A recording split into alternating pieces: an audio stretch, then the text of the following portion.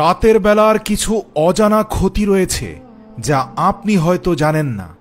মহান রব্বুল আলামিন পবিত্র কোরআনের সূরা জিনে বলেছেন, এক বিশেষ ধরনের মাখলুকাতদেরকে আল্লাহ পাক ছেড়ে দেন রাতের বেলায়, যেগুলো খালি চোখে দেখা যায় না। এদের আসল পরিচয় কি, এই ভিডিওতে বিস্তারিত আমি আপনাদেরকে জানাবো। প্রিয় দর্শক, এছাড়াও আজকে আমরা জানব কারো প্রশংসা করার সময় সুবহানাল্লাহ, আলহামদুলিল্লাহ অথবা মাশাআল্লাহ না বললে যে মারাত্মক বিপদে পড়তে পারেন। প্রশংসা করার সময় মাশা আল্লাহ না বলার কারণে রাসূল সাল্লাল্লাহু আলাইহি ওয়াসাল্লামের এক সাহাবী মারাত্মক বিপদে পড়েছিলেন। ঘটনার সূত্রপাত হয়, দুজন সাহাবী যখন গোসল করছিলেন নদীতে, তখন একজনের গায়ের চামড়া সুন্দর ছিল বিধায় আরেকজন বলেছিল, বাহ, তোমার গায়ের চামড়া তো দেখতে সুন্দরীদের মতো। অতঃপর যিনি গোসল করছিলেন সেই সাহাবী সাথে সাথে অজ্ঞান হয়ে পড়ে গিয়েছিলেন। তখন তাকে ধরে সবাই নবীজি সাল্লাল্লাহু আলাইহি সাল্লামের কাছে নিয়ে গেলেন। তারপর তিনি বললেন, তাকে কি কেউ ভালো মন্দ কোনো মন্তব্য করেছিল? তখন সেই সাহাবী উত্তরে বলল, জি আল্লাহর রাসূল, এই সাহাবীকে দেখে আমি প্রশংসা করেছিলাম তার গায়ের চামড়ার। তখন নবীজি সাল্লাল্লাহু আলাইহি সাল্লাম কিছুটা রাগান্বিত স্বরে বললেন, তোমরা কি তোমাদের ভাইকে মেরে ফেলতে চাও? তখন এই সাহাবী অবাক হয়ে বললেন, আমি আবার কখন মেরে ফেলতে চাইলাম ইয়া রাসূলুল্লাহ? আমি তো মারতে চাইনি, আমি তো শুধুমাত্র বলেছিলাম যে এই লোকের গায়ের রং অনেক সুন্দর। উত্তরে নবীজি সাল্লাল্লাহু আলাইহি ওয়াসাল্লাম বললেন, এই কথা বলার পর তুমি কেন মাশা আল্লাহ বলনি অথবা সুবহানাল্লাহ বলনি? প্রিয় দর্শক, এই হাদিস দ্বারা স্পষ্ট বোঝা যায় বদ নজর অবশ্যই আছে, আর মাশা আল্লাহ, সুবহানাল্লাহ এগুলো অবশ্যই কারো প্রশংসা করার সাথে সাথে বলাটা প্রত্যেকটা মুসলমানের জন্য অত্যাবশ্যকীয় কর্তব্য। এমনকি আপনি যদি খুব ভালো ব্যবসা করেন, সেটা দেখে কেউ যদি বলে, বাহ, তোর ব্যবসা তো অনেক ভালো যাচ্ছে রে, এই কথা বলার পর যদি মাশা আল্লাহ না বলে, এক্ষেত্রেও বদনজর লাগার সম্ভাবনা আছে। বিজ্ঞান এগুলো প্রমাণ করতে না পারলেও এগুলো সত্য। সূরা কাহফের ২৯ নং আয়াতে বলা আছে, সত্য সেটাই যা তোমার রবের পক্ষ থেকে আসে।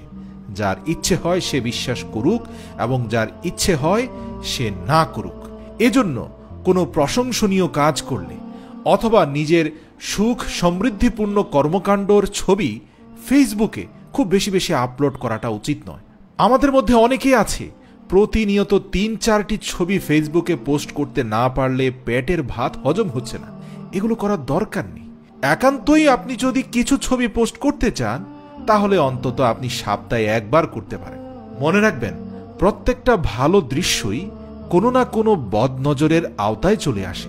এছাড়াও রাসূল সাল্লাল্লাহু আলাইহি ওয়াসাল্লাম বলেছেন, রাত যখন গভীর হবে তোমরা এলো পাতাড়ি ঘোরাফেরা করো না, কারণ গভীর রাতে এমন কিছু মাখলুকাতকে আল্লাহ পাক ছেড়ে দেন যেগুলো তোমরা দেখো না। ওই সময় কিছু দুষ্ট জিন বের হয়। আল্লাহ পাক কোরআনে জিনদেরকে নিয়ে একটি সূরা নাজিল করেছেন। কোরআনে বর্ণিত আছে, জিনদের একটি দল কোরআন শুনে বলেছিল যে আমরা অদ্ভুত আজব কোরআন তেলাওয়াত শুনেছি রাতের বেলায়, এবং এটা দ্বারা প্রমাণিত হয় জিনদের কর্মকাণ্ড রাতেই শুরু হয়। এবং ওই সূরা থেকে আরো জানা যায়, এই জিন দল যারা কোরআন শুনেছে তারা তাদের কাউমকে ইসলামের দাওয়াতও দিয়েছিল। নবীজি সাল্লাল্লাহু আলাইহি সাল্লামের সময়কার ঘটনা, যখন তিনি তায়েফ থেকে বিতাড়িত হয়েছিলেন, অর্থাৎ তায়েফের অধিবাসীরা নবীজিকে অত্যাচার করে সেখান থেকে তাড়িয়ে দিয়েছিলেন। তারপর তিনি ওয়াদিয়ে নাখলা নামক জায়গায় এসে নামাজ পড়ছিলেন। ওই নামাজের তেলাওয়াত শুনে জিনরা ইসলাম কবুল করেন। সুবহানাল্লাহ। প্রিয় দর্শক, অতএব আপনারা আপনাদের সন্তানকে সন্ধ্যায় বাইরে যেতে দেবেন না। এখন এগুলো নিয়ে প্রচুর ঘটনা ঘটছে, প্রচুর জাদুটোনা বানটোনা করা হচ্ছে, বিভিন্নভাবে একজন অপরজনের ক্ষতি করার চেষ্টা করছে। অনেকেই হয়তো আপনারা এই বিজ্ঞানের যুগে বিশ্বাস করতে চান না, কিন্তু এটাই সত্যি যে এই সমস্ত ঘটনা ঘটে এবং কোরআন বলছে জাদুটোনা সত্য। কোরআন সূরা বাকারার আয়াত নং ১০১ এবং ১০২-এ বিস্তারিত বলা হয়েছে। সেখানে এই জাদুটোনা সম্পর্কে বলা হয়েছে, সেটা ছিল সুলাইমান আলাইহিস সালামের যুগ, এবং সেই সময় মানুষরা এই জাদুটোনার মাধ্যমে একজন অপরজনের মধ্যে বিশৃঙ্খলা এবং বিচ্ছেদ তৈরি করত। বিশেষ করে স্বামী স্ত্রীর মাঝখানে বিশৃঙ্খলা সৃষ্টি করত, অর্থাৎ বিভেদ তৈরি করত।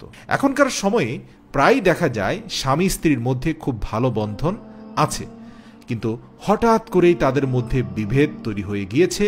এগুলো অনেক সময় জাদুটোনার মাধ্যমে করা হয়ে থাকে, অর্থাৎ জাদুটোনা সত্য। এমনকি এখনকার কবিরাজরা জিনদেরকে তাদের আয়ত্তে নিয়ে এসে বিভিন্ন ধরনের খারাপ কার্যকলাপে লিপ্ত করছে। এর ফলশ্রুতিতে বহু পরিবার ধ্বংস হয়ে যাচ্ছে। তাই বদনজর এবং রাতে দুষ্ট জিনদের ওয়াসওয়াসা থেকে দূরে থাকতে প্রতিনিয়ত সূরা বাকারার শেষ 3 আয়াত এবং সূরা নাস এবং ফালাক পড়ে বুকে দম করবেন। তাহলে যাবতীয় খারাপ নজরের হাত থেকে বেঁচে যাবেন এবং রাতের বেলা মানুষের অনিষ্টকারী বিভিন্ন দুষ্ট জিনের হাত থেকেও মহান আল্লাহ রাব্বুল আলামিন আপনাকে এবং আপনার সন্তানদেরকে রক্ষা করবেন।